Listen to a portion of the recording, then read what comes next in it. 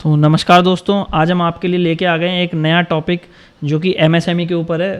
पिछले ही साल एक नया रूल आया था कि अगर आपने अपने एमएसएमई वेंडर्स को 45 दिन के अंदर पेमेंट नहीं की तो आपको डिडक्शन अलाउड नहीं होगी।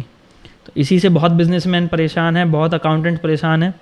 आज मैं आपको बताऊंगा कि इसके अंदर क्या रूल्स हैं, क्या लिमिट्स हैं और किस तरीके से ये एप्लीकेबल होता है, क्योंकि बहुत सारी बिजनेसमैन ऐसे हैं जिनके ऊपर ये एप्लीकेबल ही नहीं होता है और बहुत सारे ऐसे हैं जिनके ऊपर एप्लीकेबल होता है और पता ही नहीं है। चलिए मैं आपको इसकी डिटेल समझाता हूँ। सबसे पहले हम देखते हैं कि ये हमारा उद्यम सर्टिफिकेट है कि उद्यम सर्टिफिकेट होता कैसे है। आप यहाँ पे देख सकते हैं, यहाँ पे मेंशन है एमएसएमई, ये हमारा सर्टिफिकेट है।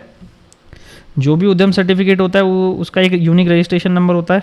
ये है यूनिक रजिस्ट्रेशन है हमारा, जो कि आप देख सकते हैं। यहाँ पे हमारी एंटरप्राइजेस का नाम भी लिखा हुआ है, नेम ऑफ एंटरप्राइजेस जो है हमारा। तो आपको सबसे पहले किसी भी पार्टी का अगर डिटेल पता करना हो तो आप ये उद्यम सर्टिफिकेट उससे मंगा सकते हैं, और ये आपको बता देगा कि वो उद्यम सर्टिफिकेट उसका या तो वो माइक्रो एंटरप्राइजेज में आएगा या मीडियम में आएगा। ये हम अभी आगे बात करेंगे इसके बारे में। तो सबसे पहले मैं आपको एक सैम्पल दिखा रहा हूँ। ये आपका उद्यम रजिस्ट्रेशन है जिसके अंदर सारी डिटेल लिखी हुई है। सबसे पहले आपको ये ज़रूर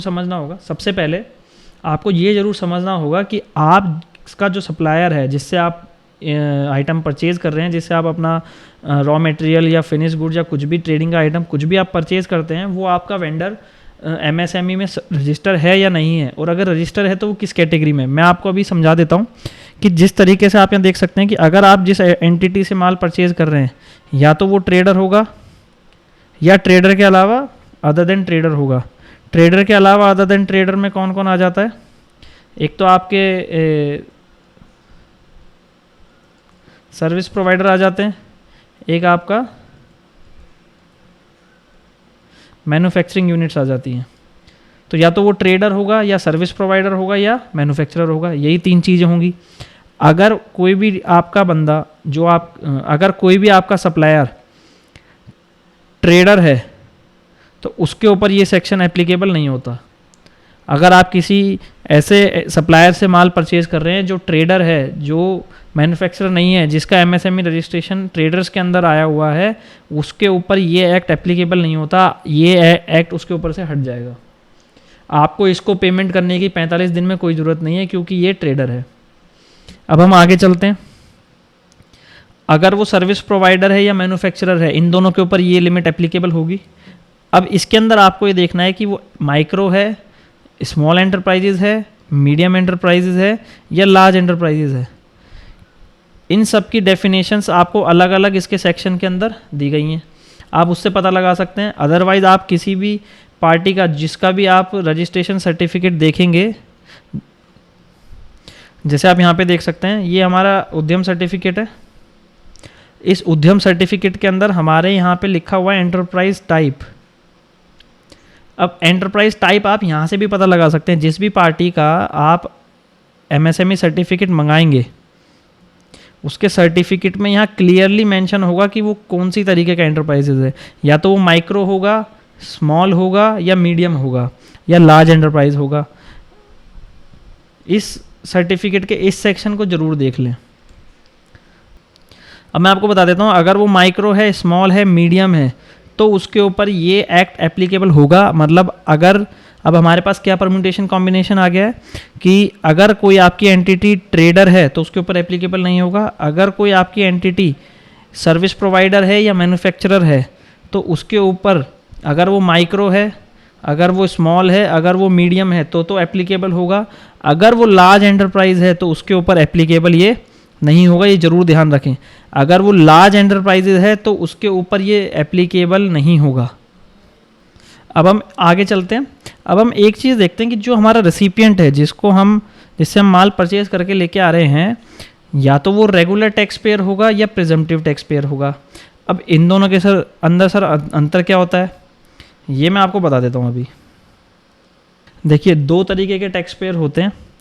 एक तो टैक्स पेयर होता है जो रेगुलर इनकम में आता है, एक टैक्स पेयर होता है जो प्रिजम्पटिव इनकम में आता है। इसका मैं सेक्शन आपको बता देता हूँ। 44 AD में अगर या तो वो आता है या 44 AD A में वो आता है। 44 AD बिजनेस के लिए होता है और ये होता है प्रोफेशनल्स के लिए। जैसे आपका सीए हो गया, लॉयर हो गया, कोई भी इसके अंदर आ सकता है जो प्रोफेशन को फॉलो कर रहा है। चलिए, अगर वो रेगुलर टैक्स पेयर है, यानी वो अपना ITR 3 अगर फाइल करता है, जो कि बिल्कुल प्योरली बिजनेस के लिए है। अब रेगुलर से ये मतलब नहीं है कि सर वो ऑडिटेड है, नॉन ऑडिटेड है। रेगुलर के अंदर कोई भी आ सकता है, जो भी प्रिजर्वेटिव इनकम के अंदर नहीं है और जो सैलरीड इनकम नहीं है, वो सब रेगुलर के अंदर आ जाएंगे। बिजनेस वाले, जो बिजनेस इनकम जिनकी है और जो प्रिजर्वेटिव इनकम में नहीं है, वो सब रेगुलर इनकम के अंदर आ जाएंगे। अगर आप रेगुलर इनकम के अंदर हैं तो आपके ऊपर ये एक्ट एप्लीकेबल होता है, और अगर आप प्रिजर्वेटिव इनकम है तो आपके ऊपर ये एप्लीकेबल नहीं होता है। ये बात जरूर ध्यान रखें। चलो, दूसरी बात मैं आपको बता देता हूँ कि प्रिजर्वेटिव इनकम ऐसा क्या कहता है कि इसके ऊपर एप्लीकेबल नहीं होता। प्रिजर्वेटिव इनकम में सबसे पहले ये लिखा होता है कि we don't require to maintain books of accounts. ये लोग जो प्रिजर्वेटिव इनकम में आते हैं वो बुक्स ऑफ अकाउंट्स नहीं बनाते हैं। जब बुक्स ऑफ अकाउंट्स नहीं होंगे तो उनके पास क्रेडिटर्स कहाँ से होंगे, उनके पास डेटर्स कहाँ से होंगे। जब बुक्स ऑफ अकाउंट्स ही नहीं है तो क्रेडिटर डेटर भी नहीं होंगे, और जब क्रेडिटर डेटर नहीं होंगे तो पेमेंट कहाँ से देख के करेंगे। तो इसलिए इनके ऊपर ये एप्लीकेबल नहीं होता है। अगर आप प्रिजर्वेटिव इनकम में आते हो तो आपके ऊपर ये सेक्शन एप्लीकेबल नहीं है। ओनली रेगुलर टैक्स पेयर के ऊपर ये टैक्स सेक्शन एप्लीकेबल है। ओनली रेगुलर टैक्स पेयर के ऊपर ही ये पेनल्टी लगाई जा सकती है, डिडक्शन डिसअलाउड किया जा सकता है।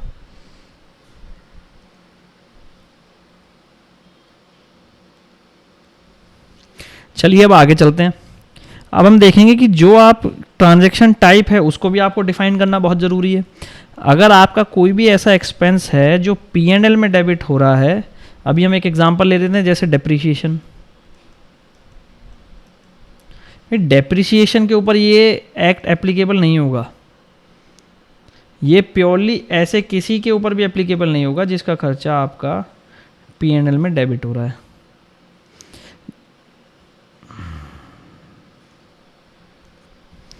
ट्रांजैक्शन टाइप हमने देख लिया। अब हमें बहुत ज़रूरी है ये सेक्शन पढ़ना, पेमेंट टर्म्स। अब सबसे पहले आपको ये देखना है कि एग्रीमेंट अगर आपके पास है या फिर आपके पास कोई एग्रीमेंट नहीं है। जब सपोज करते हैं X एक पार्टी है और Y एक पार्टी है। Y कौन है? परचेजर है सर। X कौन है? सेलर है। अगर सेलर X Y को माल दे रहा है और इनके बीच में कोई भी कम्युनिकेशन अगर नहीं हुई है या कोई भी कम्युनिकेशन हुई है, जस्ट लाइक मैं कहता हूँ कि X Y को एक एग्रीमेंट में ले आता है, एक कॉन्ट्रैक्ट करता है और एग्रीमेंट में कहता है कि हमारी जो पेमेंट टर्म होगी वो 20 डेज़ की होगी, और MSME वाली सारी एप्लीकेशन, सारी एलिजिबिलिटी क्राइटेरिया ये फुलफ़िल करता है। अभी हम ये सपोज़ कर रहे हैं, तो 20 डेज़ की अगर हमारी पेमेंट टर्म्स होगी, अगर X Y को ये कम्युनिकेट कर देता है या बता देता है, तो जो भी आपकी 45 डेज़ वाली लिमिट है वो डिक्रीज़ होके 20 डेज़ पे आ जाएगी। 20 डेज़ के अंदर X को Y को पेमेंट करना पड़ेगा, क्योंकि इसने ऑलरेडी इसके साथ एग्रीमेंट किया हुआ है।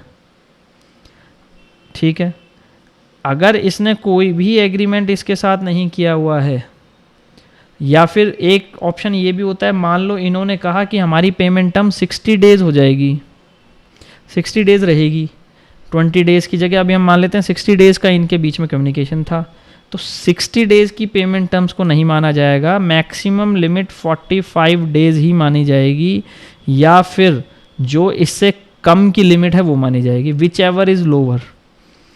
दोनों में से जो भी टाइम लिमिट कम होगी वही मानी जाएगी। इसके ऊपर 45 डेज़ के ऊपर वाली टाइम लिमिट नहीं मानी जाएगी बिल्कुल भी। चलिए, अब देखते हैं नो एग्रीमेंट के केस में। अगर X और Y के बीच में कोई भी एग्रीमेंट नहीं हुआ है कि हमारा पेमेंट कितने दिन में होगा, तो इसकी टाइम लिमिट कम होके 15 डेज़ की हो जाएगी। कि सर अब इसको तो 15 डेज़ के अंदर पेमेंट करना पड़ेगा, क्योंकि हमारे एक्स और वाई के बीच में कोई भी पेमेंट को लेके एग्रीमेंट या कम्युनिकेशन नहीं हुआ है। अगर कोई भी पेमेंट को लेके एग्रीमेंट और कम्युनिकेशन नहीं हुआ है तो ये लिमिट कम होके 15 डेज़ हो जाएगी। ठीक है, अब आगे बात करते हैं कि इसके जो की पॉइंट्स हैं उनकी बात कर लेते हैं। अगर आप का जो पेमेंट है, अब सर ये किस बैलेंस पे एप्लीकेबल होगा, जो आपका 31 मार्च, अभी जैसे 2024 चल रहा है, 2024 को क्रेडिटर्स का जो भी पेमेंट पेंडिंग होगा बैलेंस शीट में, क्रेडिटर साइड में जो पेमेंट पेंडिंग आ रहा होगा, उसमें से जो एमएसएमई को सर्टिफाई करते होंगे, एमएसएमई के एलिजिबिलिटी के अंदर आते होंगे, उसका पेमेंट किया जाएगा।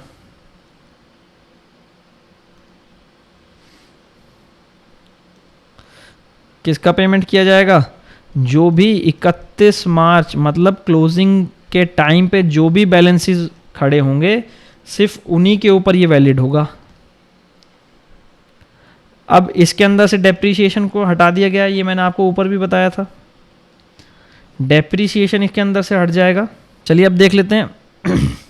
अब सर अगर मान लो हमने पेमेंट 45 दिन के अंदर नहीं दी, अभी सपोज कर लेते हैं कि हमारा एक क्रेडिटर था वाई, जिसकी 25,000 रुपये की पेमेंट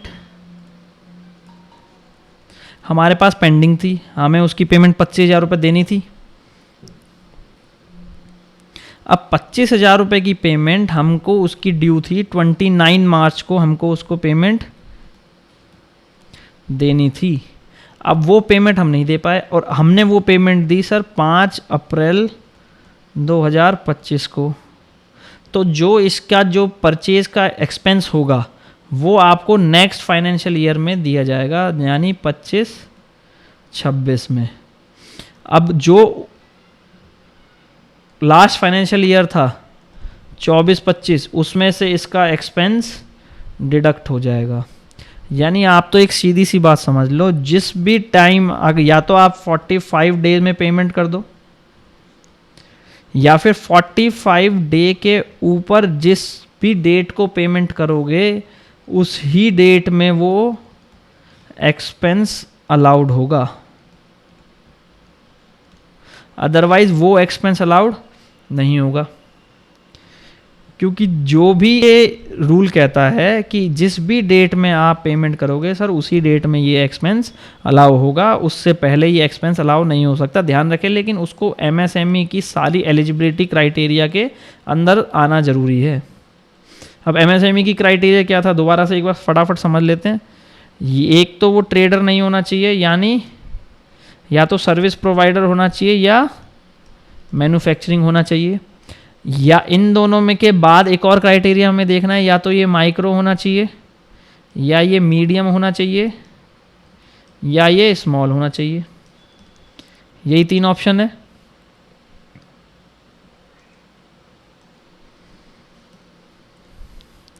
या तो ये माइक्रो होना चाहिए, मीडियम होना चाहिए, या स्मॉल होना चाहिए। अब स्मॉल, माइक्रो, मीडियम के बाद भी आपको क्या देखना है कि आपकी एग्रीमेंट टर्म्स क्या हैं।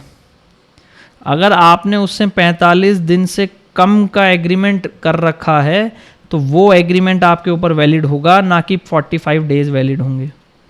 अगर आपने उससे 45 दिन से ज़्यादा का एग्रीमेंट कर रखा है तो आपके ऊपर 45 दिन मैक्सिमम डेज का वैलिड होगा पेमेंट। अगर आपने उससे कोई भी एग्रीमेंट नहीं कर रखा है तो आपके ऊपर 15 डेज की एप्लीकेबिलिटी आ जाएगी, आपको 15 डेज के अंदर पेमेंट करना होगा। और ध्यान रखें कि जो भी बैलेंस होगा वो क्लोजिंग वाले के ऊपर एप्लीकेबल होगा, जो भी डिडक्शन होगा अलाउड या डिसअलाउड वो क्लोजिंग के ऊपर होगा। जो भी आपको पेमेंट करना है वो क्लोजिंग के ऊपर करना है, मिडिल द ईयर के लिए हमें अभी ध्यान नहीं देना है। जो भी जस्ट इन केस आपका 31 मार्च को पेमेंट ड्यू होगा उसी पेमेंट को आपको क्लियर करना है। अब सर अगर हमने नहीं किया तो जी आपने जब इसका पेमेंट किया है जब ही आपको ये एक्सपेंस मिलेगा। अगर आपने इसका पेमेंट अप्रैल में किया है तो नेक्स्ट फाइनेंशियल ईयर 25-26 या जो भी साल चल रहा होगा उसके फाइनेंशियल ईयर में मिलेगा, जिस फाइनेंशियल ईयर में वो मंथ आता है। अब आप ऐसी अगर और वीडियो देखना चाहते हैं, इन्फॉर्मेशनल वीडियोस देखना चाहते हैं, समझना चाहते हैं कि सर एक अकाउंटेंट को किस तरीके से काम करना चाहिए, तो आप हमारा चैनल फॉलो कर सकते हैं। ऐसी और इन्फॉर्मेशन हम हर दिन चैनल पे लेके आते रहते हैं ताकि आप लोगों को हम एक्सपर्ट बना सकें। बाकी अगर आपका कोई डाउट हो तो हमारे कमेंट में आप मेंशन कर सकते हैं, हमारी टीम आपसे कोऑर्डिनेट कर लेगी। चलिए मिलते हैं अगली वीडियो में।